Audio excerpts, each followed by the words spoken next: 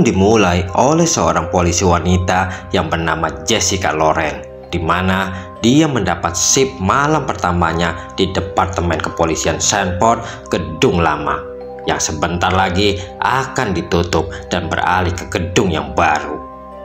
Loren yang baru pertama masuk ke gedung mendapati gedung dalam kondisi yang sepi dan sudah terlihat bersih dari barang-barang.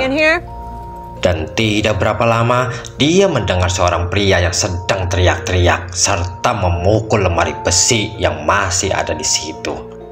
Sersan Cohen namanya, sersan tua yang sebentar lagi akan pensiun. Sergeant Cohen. Officer Loren. Cohen coba menjelaskan kepada Loren kalau dia polisi baru yang sangat beruntung dikarenakan bekerja di shift terakhir di gedung yang seperti kuburan ini. You are the lucky rookie to work the very last shift. Seluruh panggilan 911 sudah dialihkan ke kantor yang baru, dan kalau ada yang datang suruh saja mereka untuk pergi, dan bila ada yang darurat segera hubungi kantor pusat. Jadi praktis Loren kerja santai, tidak usah ngapa-ngapain, hanya perlu standby saja. Duduk manis, ngopi, ngeteh, main TikTok, isi suara untuk alur film si Neng, atau main game, pokoknya santai boy. Emergency, call the station. Cohen mulai membawa Loren berkeliling ruangan untuk melihat-lihat kondisi. Hingga tiba di ruangan tempat bahan-bahan berbahaya, Cohen mengatakan bahwa malam ini setiap kejahatan dan kekerasan di daerah ini akan berusaha sekuat tenaga untuk mendapatkan bahan-bahan tersebut. Dan Loren satu-satunya orang yang ada di antara mereka di kehancuran kota ini. And the total annihilation of this fucking city. Loren yang mendengarkan hal itu karuan saja shock besar niat tanggung jawabnya. Tapi dia jaga sendiri. Melihat mukanya Loren, tiba-tiba bah, bisa saja aki-aki ini ngeprank. Sang sersan lalu menjelaskan bahwa semua benda yang ada di ruangan tersebut berasal dari pelaku tindak kejahatan dan TKP. Harusnya kemarin sudah dibuang, akan tetapi karena alasan tertentu akhirnya tidak jadi dibuang. Tapi tim hazmat akan datang untuk mengambilnya antara pukul 10 malam hingga jam 4 pagi. Jadi Loren jaga hanya untuk menunggu mereka datang. Tugas yang sangat simpel. Yes, sir. Loren yang biasa di luar mendapati tugas menunggu membuat mata tidak bisa diajak kompromi hingga dan sesaat tiba-tiba saat dia sedang mengecek lampu yang kelap-kelip bak lampu disco, bel telepon terdengar berdering, dan ketika dia mengangkatnya tampak suara seorang wanita yang meminta tolong kepadanya. Entah bagaimana bisa tersambung sementara telepon masuk ke 911 sudah dialihkan ke gedung yang baru. Stay calm. What's your address? Dengan segera Loren mencoba untuk menghubungi kantor baru Departemen Kepolisian untuk menginfokan telepon barusan. Yeah, this is Officer Loren. Dan baru saja gagang telepon ditutup, tiba-tiba terdengar suara yang agak keras di ruangan yang lain. Loren yang menyangka itu adalah sang sersan yang sedang ngeprank mencoba untuk menyelidiki asal dari suara. Mana kali itu bukan sang sersan. Sergeant Cohen? Dan semuanya sudah dicek olehnya. Setiap ruangan, kamar mandi, sampai sudut-sudut ruangan tidak ada yang mencurigakan. Mungkin hanya angin yang bertiup atau tikus yang gabut karena tidak ada cemilan yang tersisa di gedung tersebut.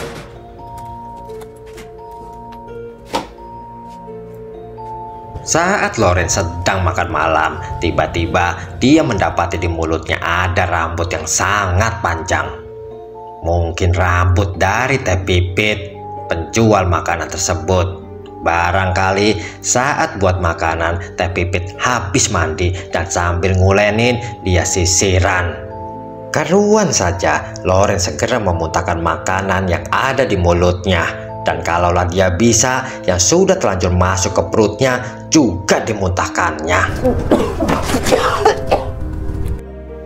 Saat dia membuang makanan, terdengar pintu kaca yang diketuk. Dengan bergegas, dia segera mengecek siapa tamu yang malam-malam begini datang.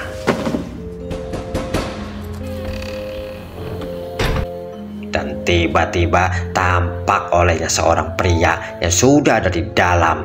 Entah dari mana dan bagaimana dia sudah berada di situ. Dan ketika Loren berbicara dengan baik-baik, eta si Blegug buang air kecil dengan santainya. Sir?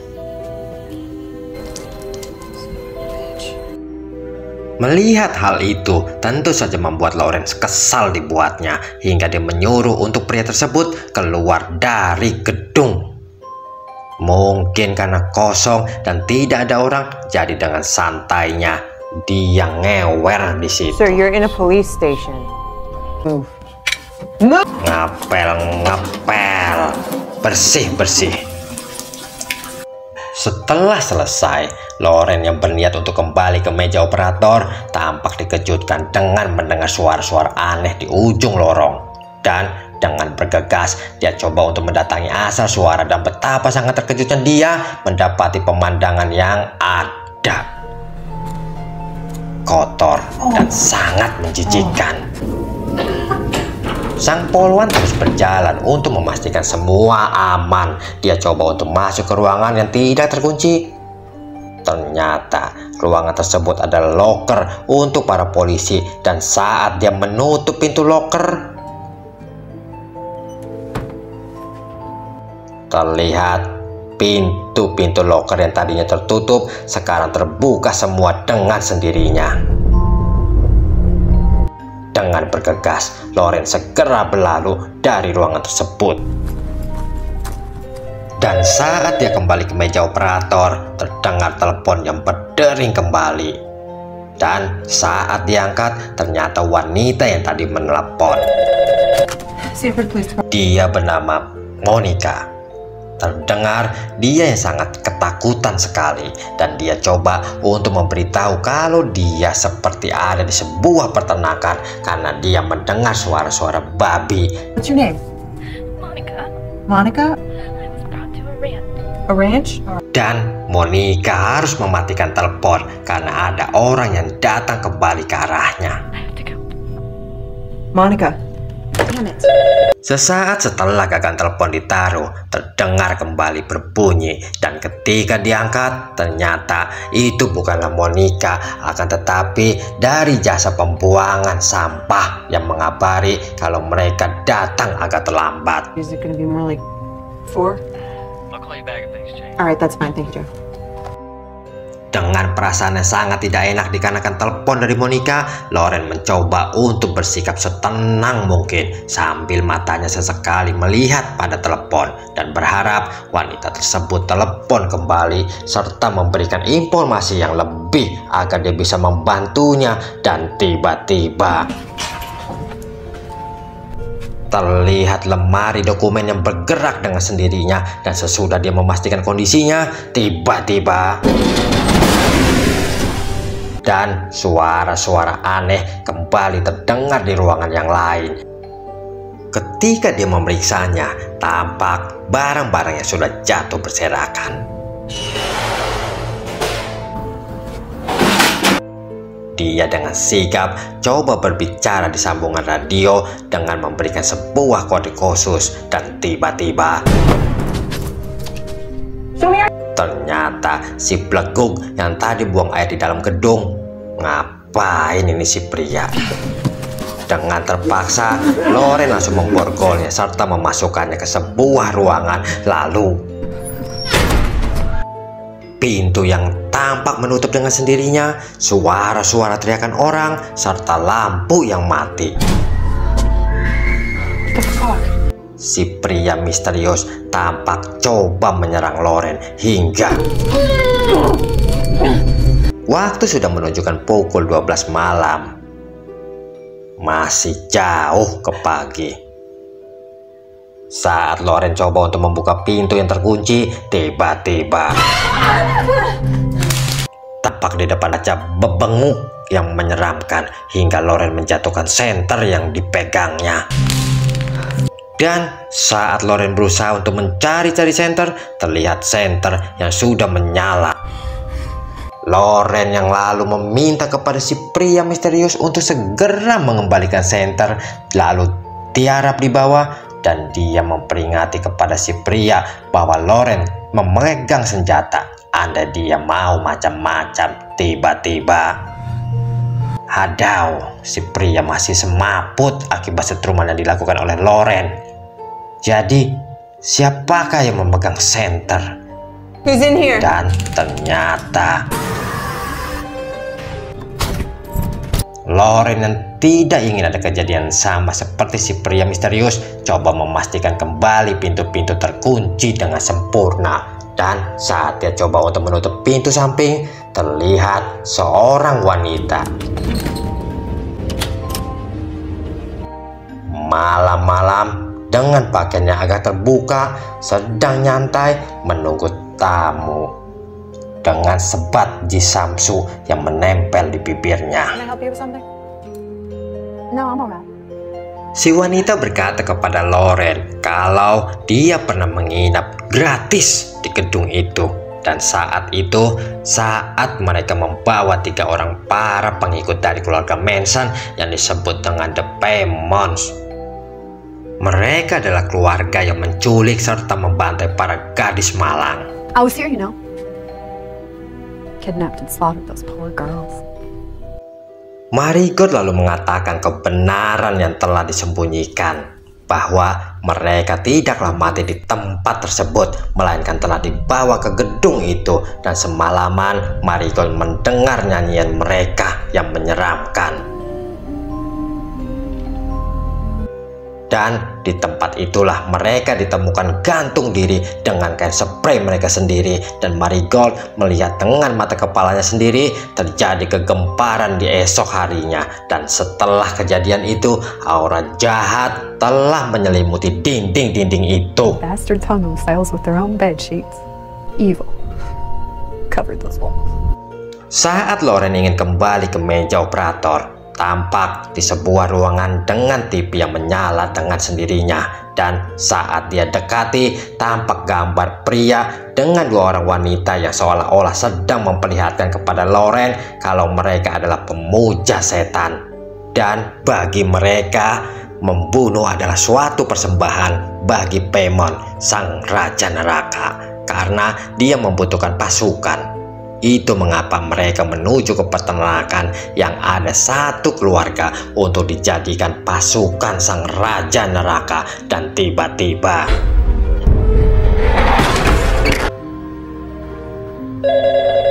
terdengar kembali telepon yang berdering, dan Monica telah mengabari di telepon bahwa mereka telah membunuh perempuan-perempuan yang lain sambil bernyanyi-nyanyi, dan mereka tidak mau berhenti menyanyikan lagu tersebut.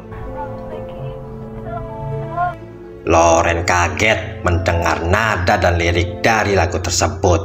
Dia pernah mendengar di radio miliknya, dari Marigold dan dari Paimons, sekarang dari Monica.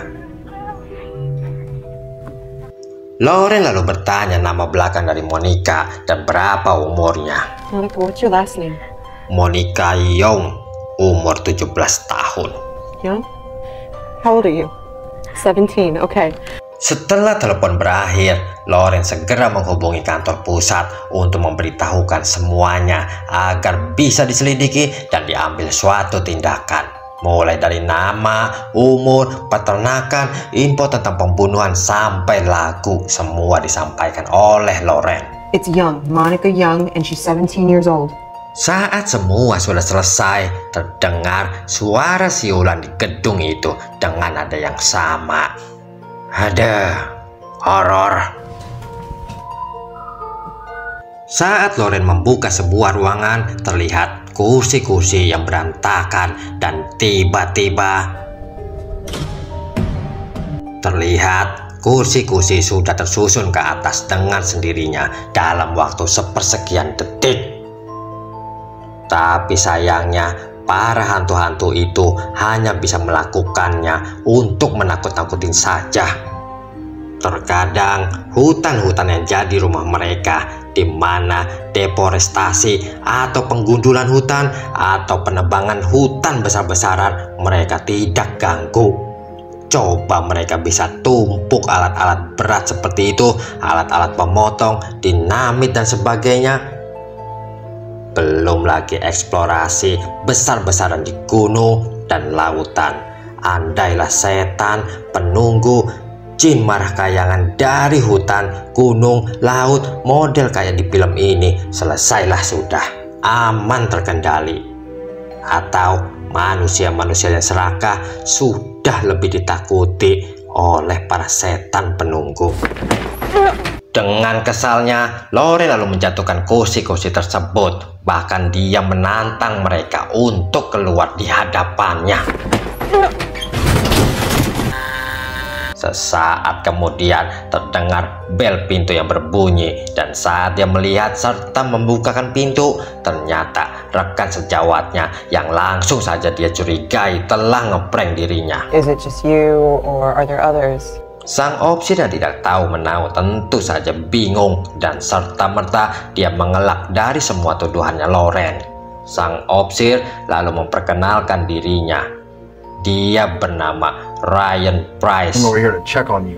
I'm Officer Ryan Price. Saat mereka berbincang ngobrol ngalor ngidul ke sana kemari, Ryan memberitahu bahwa dia kenal ayahnya dan dia berada di sana saat Payman membunuhnya. I was there when that payment fuck. Mereka yang datang duluan ke TKP sudah diperintahkan menunggu bantuan. Akan tetapi saat mereka mendengar gadis-gadis malang itu memohon agar tidak dibunuh, mereka serta-merta masuk dengan segera dan The Payman melepaskan tembakan. Ryan berhasil menarik keluar 4 perempuan, sementara ayahnya lah yang menahan mereka. Sang opsir menjelaskan bahwa 6 orang perempuan dan 2 polisi telah tewas dibunuh di TKP. They killed 6 more girls and 2 officers. I really have to go. Dan setelah menjelaskan semua, opsir Ryan pamit karena ada tugas yang lain. Akan tetapi tanpa kepala sang opsir ada sebuah lubang besar dengan isi otak yang berceceran. Dan saat Loren mengejarnya, dia sudah tidak terlihat lagi. Hantu lagi. Officer Price? Dan Loren tampak diperdengarkan suasana yang terjadi di peternakan tersebut hingga tampak di depannya bebenguk yang sedang bergerak-gerak.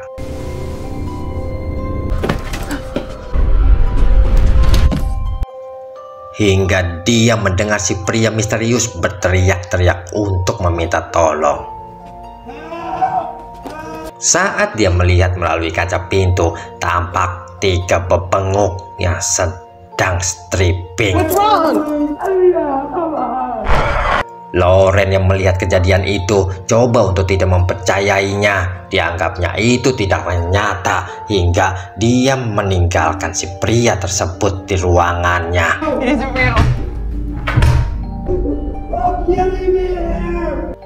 Lagian atuh, Pak De ngapain di situ? Cari apa malam-malam di ruangan yang tidak ada apa-apanya? Kena batunya dah. Makanya guys, jangan iseng jadi orang, jangan suka pingin tahu, dan jangan suka mau ikut campur apa yang bukan jadi urusanmu. Tetaplah sibuk dengan urusanmu sendiri, sibuklah dengan hidupmu. Fenomena alam gaib tidak berhenti sampai di situ. Terdengar kembali oleh Loren beberapa orang yang nampak sedang bernyanyi lagu rohani, dan saat didekati, mendapati fenomena yang mengerikan di gedung itu, Loren segera menelepon Sersan Cohen untuk memberitahukan kalau dia tidak bisa menyelesaikan sampai akhir jam kerjanya. I just don't know if I can finish the end of the shift, sir.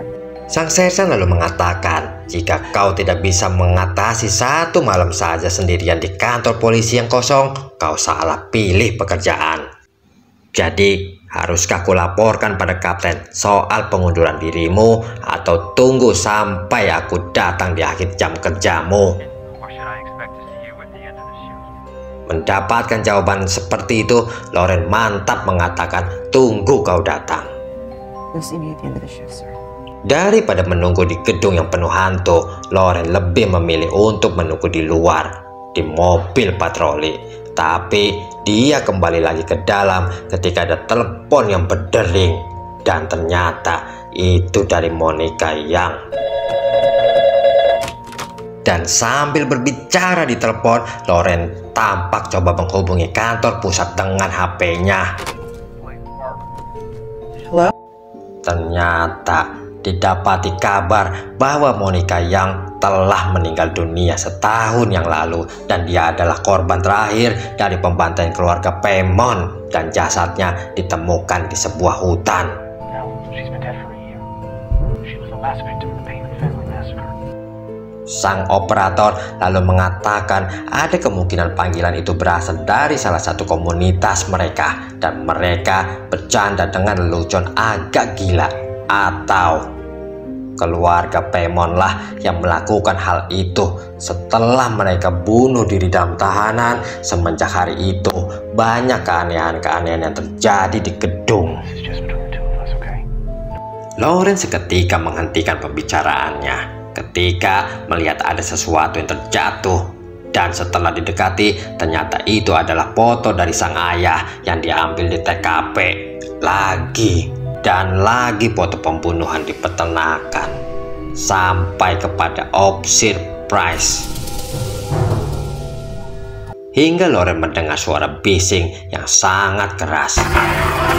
Melihat gambaran keluarga Paimon, melihat api, dan seketika Loren tampak tersadar ketika HP-nya berbunyi. Ternyata sang ibulah yang telah menelponnya, dan betapa kagetnya dia ketika mendapati semua perlengkapan keamanannya telah menghilang. Dan saat dia mematikan HP, tampak olehnya seorang wanita yang berjalan di depannya, dan saat dia mengejarnya, Hey! Hey!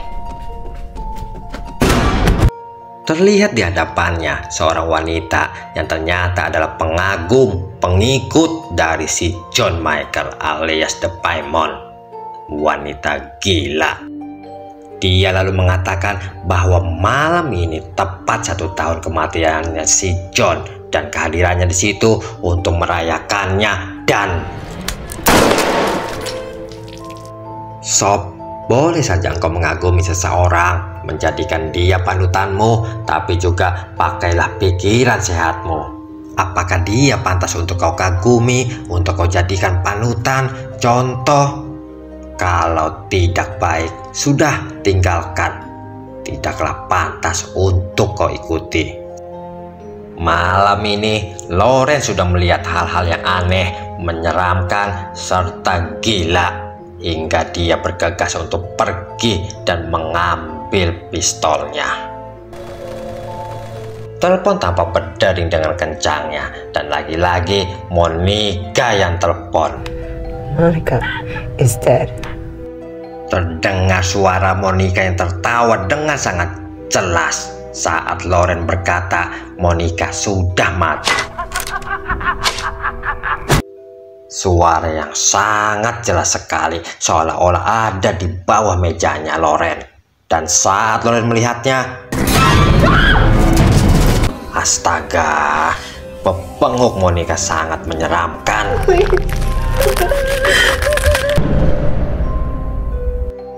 Dengan berlari, Loren menuju ke pintu untuk keluar dari gedung berhantu ini. Akan tetapi, pintu tampak tidak bisa terbuka, dan ketika dia coba tembak kaca pintu, tidak hancur juga.